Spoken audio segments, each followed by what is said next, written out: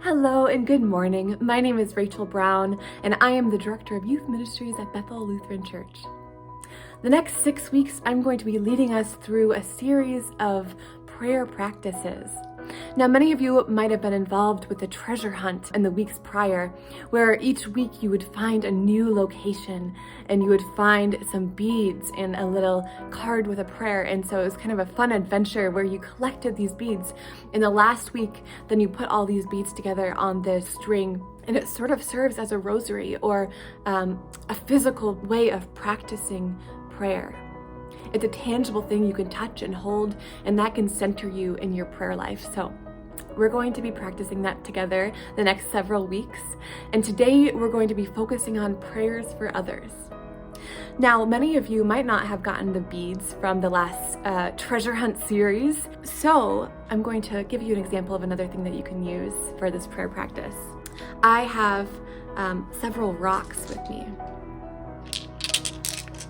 Here we go, very beautiful. And so for this practice, I'm going to use one rock to symbolize the person I want to pray for.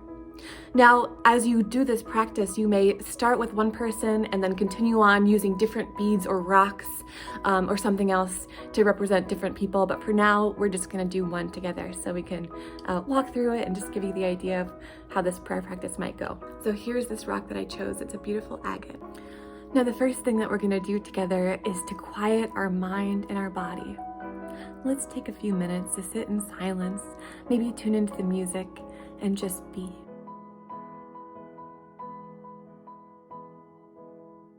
As you're sitting here, quieting yourself, may you hold the rock or the bead in your hand and think about who you want to pray for. As you do that, as you think about new people you'd like to pray for, hold them in each hand. So I'm going to hold this one representing a different person I want to pray for. And this one represents someone else.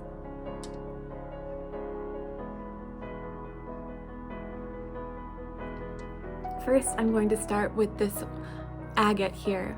And this agate for me represents my Bethel family. So I'm praying for you. As we go through this prayer practice, leave some silence in between each prayer and each line and each bead. Give yourself the time to really let the words set into your heart and mind. So as I hold this agate, the first thing I'm going to do is ask God for something on your behalf. God, I ask that you grant my Bethel family peace and endurance, knowing that we can be patient, but also times are troubling and we yearn to be together. So God, I ask that you give us patience and a vision for what life might look like when we can all be together. Now you may feel free to ask God for something on behalf of someone else. Take your time.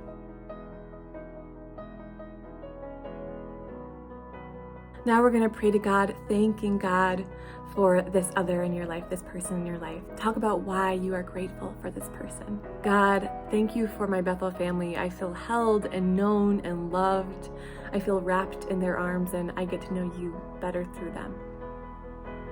Now your turn to pray about how you are grateful and thankful for this person who is in your life.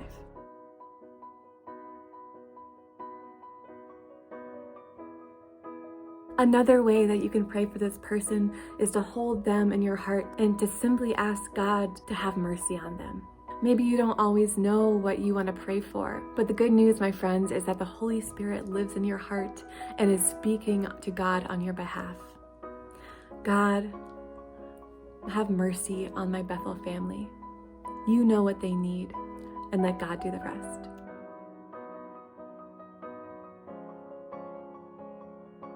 Another way that you could do this is by using each bead, each rock to symbolize your prayer journey, thinking about just one person. So as you go through each stone or bead, you can say 4 prayers, one for each bead, on things you think they might need. So God, I ask that you give us patience. God, I ask that you give us hope. God, I ask that you give us reassurance and a sense of peace and calm. God, I ask that you meet us in the dark places. I know that you're already there, that you help us face the suffering and the difficulty and the challenges of the world, and that we know that you're with us.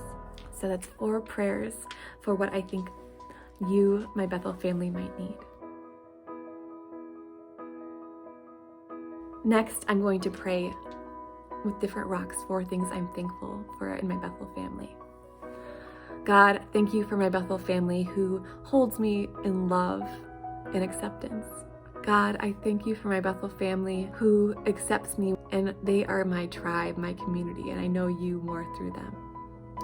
God, I am thankful for my Bethel family because they are good examples of what it means to be your people. They show me and teach me, and their simple being communicates so loudly that you are working through love and through their lives. And one more prayer of thanks for my Bethel family. God, thank you for this Bethel family who comes together to share a vision. Help us to live into that vision, and thank you that we have such a beautiful family around us while we're doing our best to live into the life that you have for us.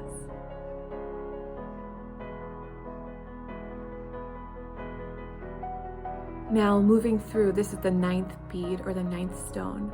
Now we ask 4 times for God to have mercy on the person. So 1, God, have mercy on my Bethel family. 2, God, have mercy on my Bethel family.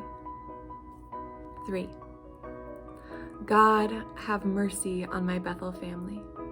4, God, have mercy on my Bethel family.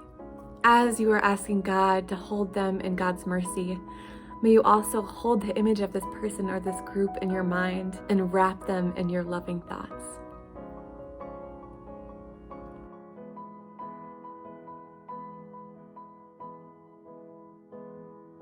Now, friends, this is a prayer sequence that you may also do for yourself. Ask God for what you need. Thank God for the things that you are grateful for, and ask for God's mercy in all the ways God will understand, even when you cannot say what you want to say. I encourage you, friends, as you are going through this series of prayer practices, to keep note, to write down what prayer practices are most meaningful for you. We all have different ways of praying, so I encourage you to be curious about it and to find out what is most enriching and helps you feel the most connected to God. Peace and love, my dear friends. I hope that we can pray together and come to know God even more deeply together.